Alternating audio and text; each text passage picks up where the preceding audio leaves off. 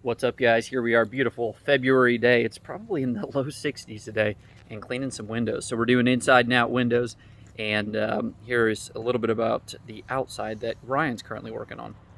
So all these are brand new, just got put in. All these windows, stickers have already been removed, and then Ryan's cleaning them. So we keep a blue polishing rag on this, also a cloth, terry fiber cloth rag, and then a couple of the orange plastic razor blades. These come in super handy when we're cleaning stickers off windows, getting the tape and the residue, if you can see that very well. So Ryan scrubs all the outside, gets all that dirt and debris, grime loosens up, then goes through and sheets it all.